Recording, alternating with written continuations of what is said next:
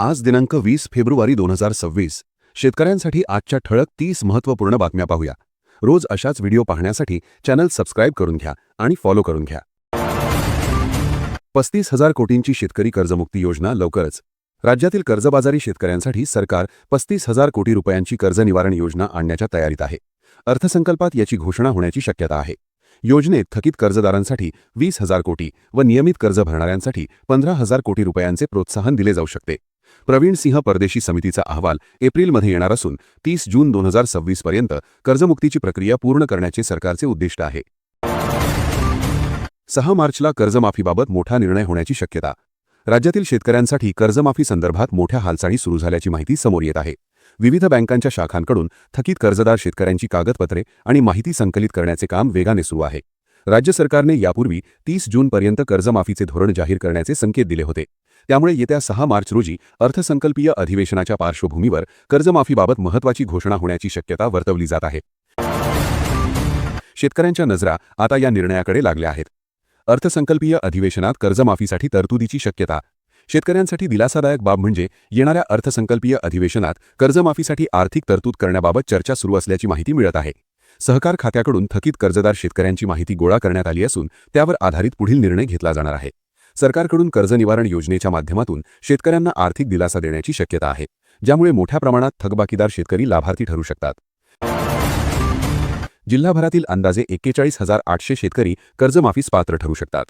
शासनाच्या संकेतस्थळावर थकीत कर्जदार शेतकऱ्यांच्या याद्या अपलोड करण्याची प्रक्रिया सुरू झाली असून त्यामुळे कर्जमाफी प्रक्रियेला वेग आला आहे.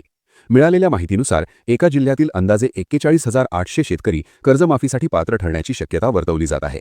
नमुना प्राप्त व बंद खात्यांचा तपशील संकलित करून शासनाला सादर केला जात आहे. अंतिम घोषणा झाल्यानंतर पात्र शेतकऱ्यांना थेट मोठा आर्थिक दिलासा मिळू शकतो. बीड जिल्ह्यात 60,000 शेतकऱ्यांना कर्जमुक्त करण्याची शक्यता. बीड जिल्हा मध्यवर्ती बँकेच्या माध्यमातून सुमारे 60,000 शेतकऱ्यांना कर्जमुक्त करण्याची शक्यता व्यक्त करण्यात येत आहे. यासाठी तब्बल 450 कोटी रुपयांच्या कर्जमाफीचा प्रस्ताव चर्चेत असल्याचे सांगितले जात आहे. सरकारच्या धोरणानुसार थकीत कर्जाची माहिती बँकांकडून मागवण्यात आली आहे. अंतिम निर्णय झाल्यास जिल्ह्यातील हजारो शेतकऱ्यांना मोठा आर्थिक दिलासा मिळणार आहे.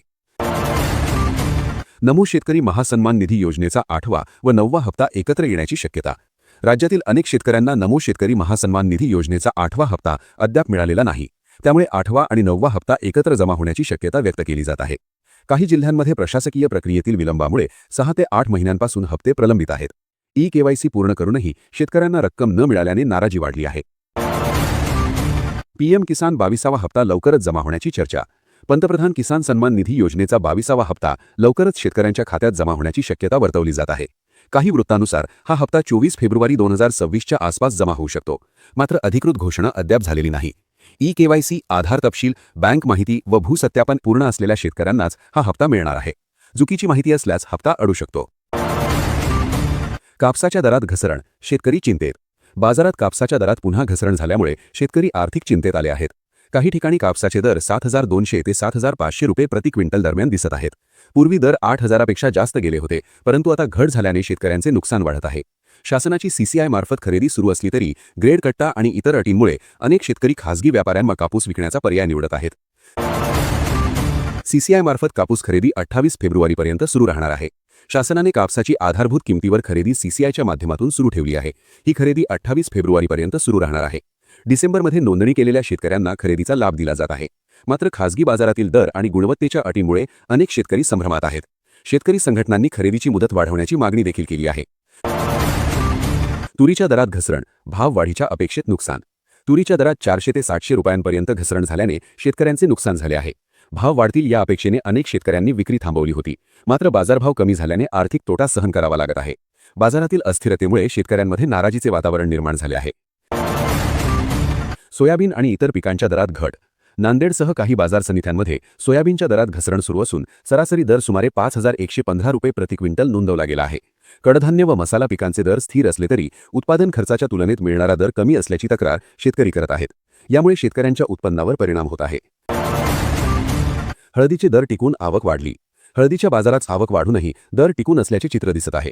काही बाजारात 14,000 ते 14,500 रुपये प्रति क्विंटलपर्यंत दर मिळत आहेत. सुमारे 1 लाख पोत्यांची विक्री झाल्याची माहिती समोर आली आहे. स्थिर दरामुळे हळद उत्पादक शेतकऱ्यांना काही प्रमाणात दिलासा मिळाला आहे. 1990 पासूनच्या थकबाकीदार शेतकऱ्यांची माहिती संकलन. राज्य सरकारने कर्जमाफी अभ्यासासाठी समिती नेमली असून 1990 पासूनचे थकीत कर्जदार आणि वारंवार कर्जमाफीचा लाभ घेणाऱ्या शेतकऱ्यांची माहिती देखील गोळा केली जात आहे. बँकांकडून 30 जून आणि 30 सप्टेंबरपर्यंत थकीत कर्जाचा डेटा मागवण्यात आला आहे. समितीचा अहवाल मिळाल्यानंतर सरसकट कर्जमाफीबाबत निर्णय घेतला जाऊ शकतो. मिरची उत्पादकांना दिलासा, मागणीत वाढ. 4 वर्षांनंतर लाल मिरची उत्पादक शेतकऱ्यांना काही प्रमाणात दिलासा मिळाला आहे. शिरोसा आणि नागपूर बाजारात लाल मिरचीला प्रति क्विंटल 30 ते 35 हजार रुपयांपर्यंत दर मिळत आहेत. तेलंगणा आणि इतर राज्यांमधून मागणी वाढल्याने बाजारात तेजी दिसत आहे, ज्यामुळे मिरची उत्पादक शेतकऱ्यांच्या उत्पन्नात वाढ होण्याची शक्यता आहे. लाडकी बहीण योजना मोठा झटका. मुख्यमंत्री माझी लाडकी बहीण योजनेच्या लाभार्थ्यांसाठी महत्त्वाची बातमी आहे. ई-केवायसी पडताळणी बंधनकारक केल्यानंतर लाभार्थी महिलांची संख्या 86 लाखांनी घटली आहे. गेल्या वर्षापर्यंत या योजनेचे 2.4 कोटी लाभार्थी होते. मात्र डिसेंबर 2025 मध्ये केवळ 1.6 कोटी महिलांनाच हप्ता मिळाला आहे. अनेक महिलांनी ई-केवायसी प्रक्रियेत तांत्रिक चुका केल्या किंवा कागदपत्रे अपूर्ण असल्यामुळे ही घट झाल्याचे सांगितले जात आहे. तुंबाड चित्रपटाच्या सिक्वेलची म्हणजेच तुंबाड 2ची सध्या जोरदार चर्चा सुरू आहे. धुरंधर चित्रपटातील रहमान डकैत या भूमिकेनंतर अक्षय खन्ना आता या भयपटात मुख्य खलनायकाची भूमिका साकारताना दिसणार आहे. या भूमिकेसाठी नवाजुद्दीन सिद्दीकीच्या नावाचीही चर्चा होती, मात्र अक्षय खन्नाचे नाव निश्चित मानले जात आहे. सोहम शहाच्या या चित्रपटात तो जबरदस्त मानसिक दहशत निर्माण करणार आहे. सध्या T20 वर्ल्ड कप सुरू असताना आयसीसीने T20 वर्ल्ड कप 2028 साठी पात्र झालेल्या 12 संघांची नावे जाहीर केली आहेत. क्वालिफाय झालेल्यांमध्ये बांगलादेशचाही समावेश आहे. हा वर्ल्ड कप ऑस्ट्रेलिया आणि न्यूझीलंडमध्ये खेळवला जाणार आहे. त्यामुळे ऑस्ट्रेलियाला येथे थेट संधी मिळाली आहे. भारत, वेस्ट इंडिज, दक्षिण Africa, England, Sri Lanka, New Zealand, Zimbabwe, Pakistan या संघांचाही यामध्ये समावेश आहे.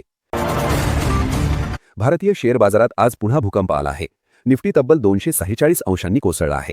दुपारी 12:15 वाजताच्या सुमारास 25,573 अंशावर व्यवहार करत होता. तर सेन्सेक्स 845 अंशांनी कोसळला आहे. 82,892 अंशावर व्यवहार करत होता. सलग 3 दिवस मार्केटमध्ये तेजी दिसल्यानंतर आज नफा वसुली करण्याचा प्रयत्न करण्यात आला आहे. तसेच कच्च्या तेलातील किमतीतही वाढ झाल्याचा परिणाम झाला आहे. सोन्याच्या दरात आज अचानक 2300 रुपयांची वाढ झाली आहे. त्यामुळे 24 कॅरेट सोन्याचे प्रति 10 ग्रामसाठीचे दर 1,56,490 रुपयांवर पोहोचले आहेत. तर 22 कॅरेट सोने 1,43,450 रुपयांवर आहे. याशिवाय 18 कॅरेट सोन्याचे दर 1,17,300 रुपयांवर आहे. तर दुसरीकडे चांदीचे भाव 15,000 वाढले आहेत. मुंबईत चांदी किलोमागे 2,70,000 पोहोचली आहे. आरबीआयच्या handbook of statistics on India स्टेट्सने देशातील सर्वात श्रीमंत राज्याची यादी जाहीर केली आहे. यामध्ये महाराष्ट्र ग्रॉस स्टेट डोमेस्टिक प्रॉडक्टमध्ये 45.32 लाख कोटीच्या अर्थव्यवस्थेसह पहिल्या क्रमांकावर आहे.